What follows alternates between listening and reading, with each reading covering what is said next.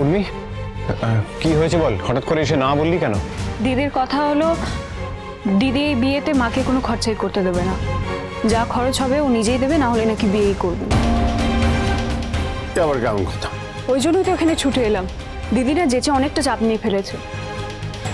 আরে বাবা, এরকম হয় নাকি? ঠিক আছে, দরকার হলে বিয়েটা ছোটখাটো করেই হবে। আপনি জানেন না দিদির জেদ। ও যখন মুখ ফুটে বলেছে সবটা নিজে করবে, তার মানে ও নিজেই করবে।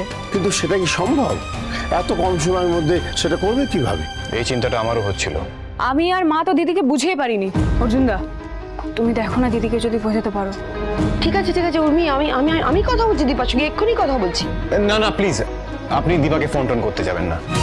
অর্জুন, দেখুন, দীপাকে এখন না করা মানে ওকে অবিশ্বাস করা, ওকে অসম্মান করা।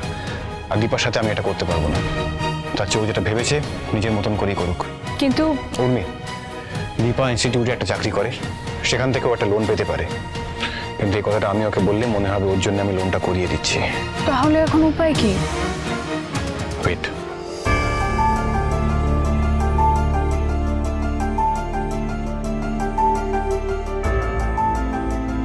কি করছিস বলতো?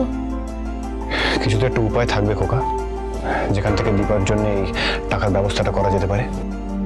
আমি দেখছি। না না, I am trying my best, হয়ে যাবে, কিছুই না। আর পার্সোনাল লোন তো হতেই পারে। ফাইন্যান্সিয়াল রেকর্ড দেবো, লাস্ট আইটিআর দেবো। এতদিন ডাক্তারি করে কি করলাম? দিদির জন্য তুমি ঠিক মানুষ, তোমার সাথেও ভালো থাকবে। এভাবেই পাশে থেকে ওর সব সময়।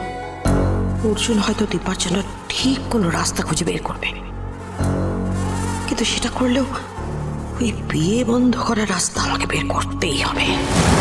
বিয়ে হলে দীপা আমাকে এখানে এক দণ্ড টিকতে দেবে না। অবশ্য আমি তো ভাবছি কেন, বিয়েটা আটকানোর অস্ত্র তো আছেই আমার হাতে। আজকে যে জিনিসটা দেবো সেই জিনিসটা কোনো টেস্টে ধরা পড়বে না। মনে হবে আপনার হার্ট অ্যাটাক হয়েছে, কেউ বুঝতেই পারবে না। দীপা, আমি তো ফুল ডেলিভারি সব জায়গাতেই ফোন করলাম, ওরা তো বড় অর্ডারই দেবে বলছে, কিন্তু তা দিয়ে কি এত টাকা আসবে? আচ্ছা, কিরকম কি খরচ হতে পারে কোনো আন্দাজ আছে?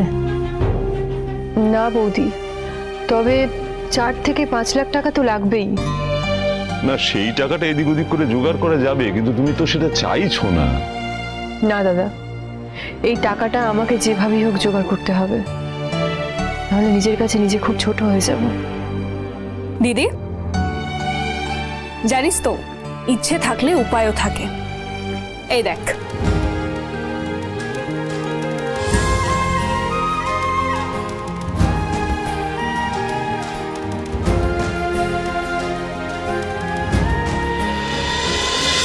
অনুরাগীর ছোঁয়া, সোম থেকে রবি রাত 9:30টায় স্টার জলসায়।